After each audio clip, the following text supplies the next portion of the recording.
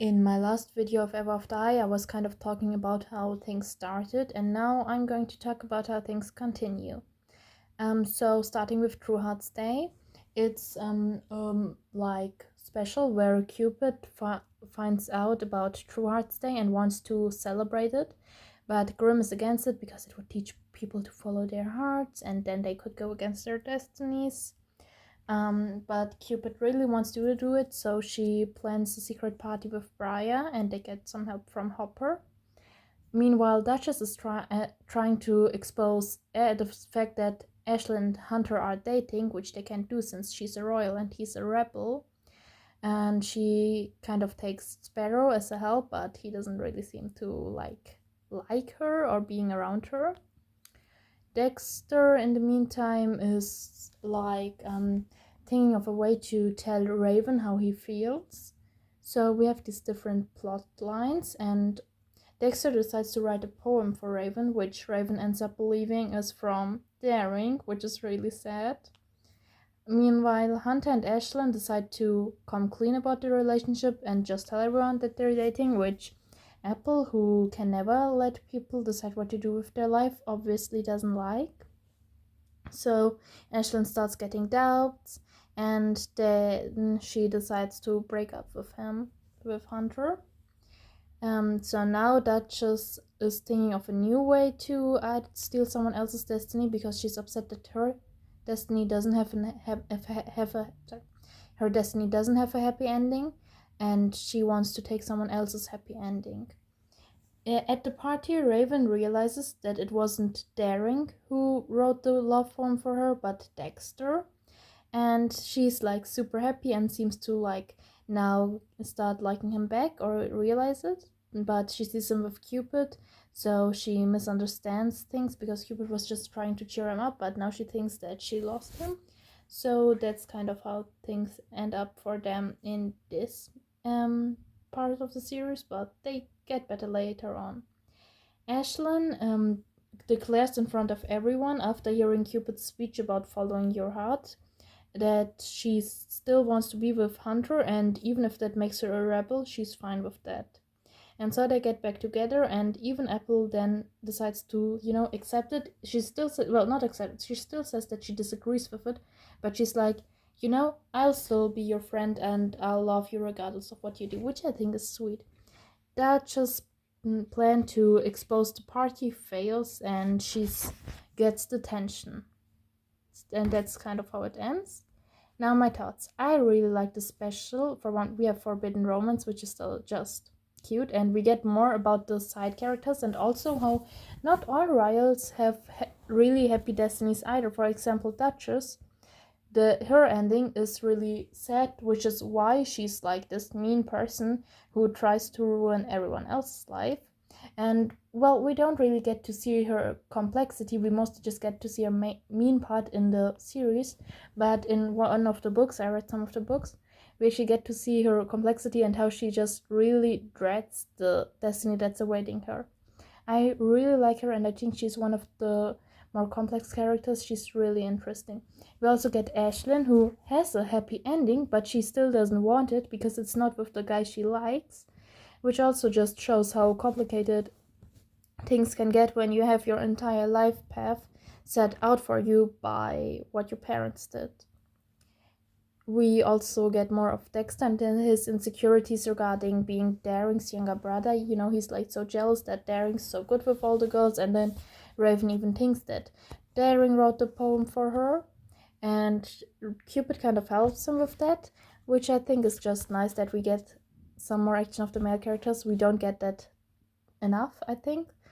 And we also see Raven realizing her feelings. What I really liked was when she thought it was Daring, she was just like, oh, this is such a cute love poem. But with Dexter, she was really excited that it was him out of all people and describes all the things she likes about him, which I think is just really cute, and I really love this ship. I also like that how they treated Apple's character. They still show how she's upset and worried about Ashlyn and Hunter, but she still decides to, care for them and be their friend even if she doesn't agree with what they do. Briar, Cupid, and Hopper deciding to plan the party together and trying to hide it from Grimm was really fun to watch. And we got a cute Briar X Hopper moment, which is like one of my favorite ships, where he turns into a frog in front of her, but she just laughs it off, which I think shows her development. You know, in a previous shot she was disgusted by his frog form, but now she's grown to accept it, which might be because now she's gotten to know him better now that they planned a party together. And I just think that's cute. Now on to the shorts. Okay, one is Class Confusion, where Apple decides to take one of Raven's classes because Raven signed up for one of hers, like her favorite class. And there she has to like do some evil task, like find an animal and turn it evil, which I just think it's so fun because she's terrible at trying to be evil. And yeah, I just thought it was a fun short.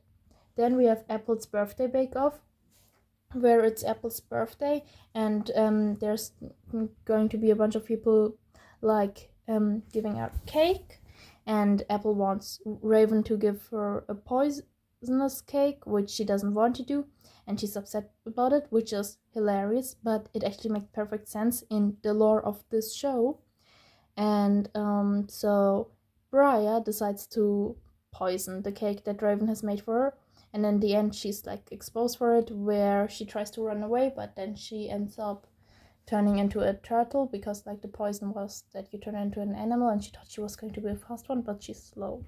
Yeah, I just thought the episode was really funny. The Beautiful Truth I really like. Cedarwood decides to enter a royal's beauty pageant and then ends up criticizing it for how superficial it is. And Apple, who is like the queen of these pageants, I think, she like agrees with her.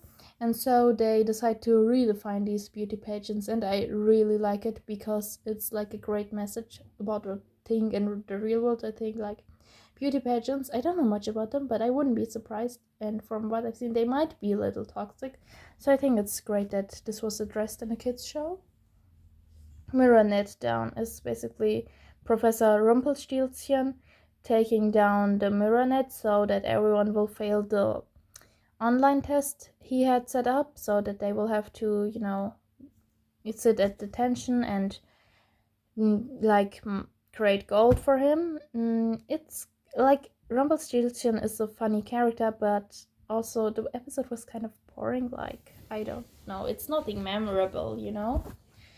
Rebels Got Talent is where Raven decides to perform at a talent show, and she's like kind of against Sparrow, which I just think is kind of fun to see her get really angry, and then she in the end decides to, you know, show her bad side kind of. And yeah, I just had fun watching it. But yeah, aside from the fact that her outfit in the end is really pretty, it's just not that memorable again.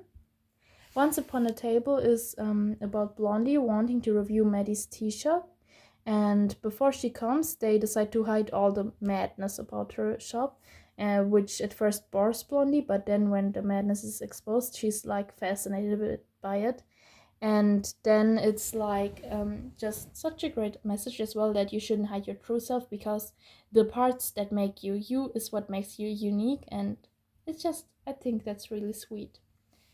Blondie Branches Out is about Blondie not wanting to share a family tree for a class assignment because she's embarrassed by the fact that her family is only distantly royal. And then Cupid like helps her, you know, just accept it and embrace who she really is.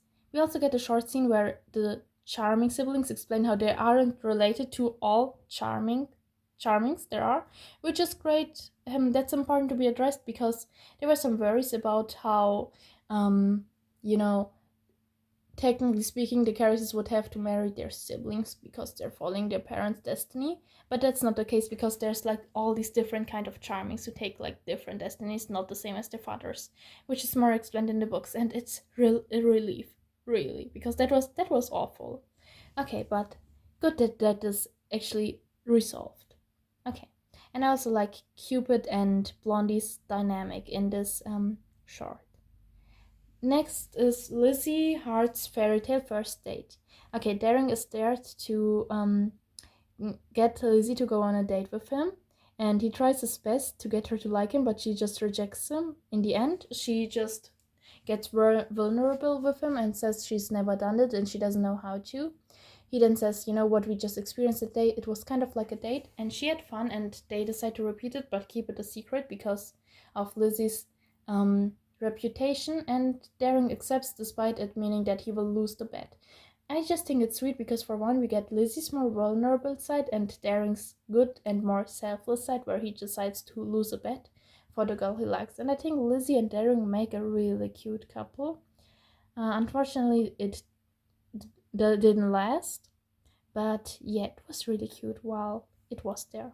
Maddie's Fantastic Tea Party is about Maddie trying to throw a tea party by to like save the connection Ever After High has to Wonderland, and in the end they are like really close to achieving enough madness, but not there yet.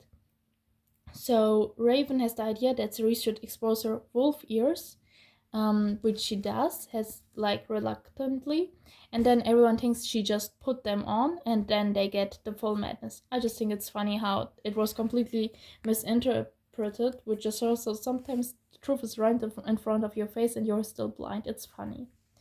Apple's princess practice shows like a day in the life of Applewhite, and it actually shows that she has a lot of hard work to do as well to be this perfect princess, and I really like it because it shows how even her life, who is so excited to have her happily ever after, isn't perfect.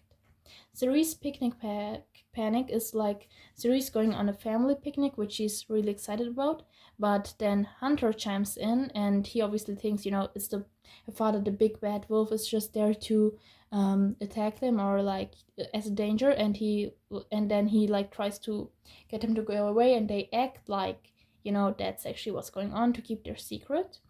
And then when Hunter leaves, they're like back to their family picnic, which I think is really cute. But I don't understand why they can't like share it with Hunter of all people, because he is in a forbidden relationship, so he would understand and he would keep the secret. But who cares? Kitty's Curious Tale is about the narrators trying to figure out whether Kitty is a royal or a rebel, and in the end it turns out she can also hear the narrators. But when Maddie like asks her about the narrators wanting to figure it out, and she like knows what they were talking about, which I think is really funny, and it's like she decides not to tell them, which just shows how messy and chaotic her character is. She's a really fun character, I think. But yeah, that's it for today's video. I hope you enjoyed it, and goodbye!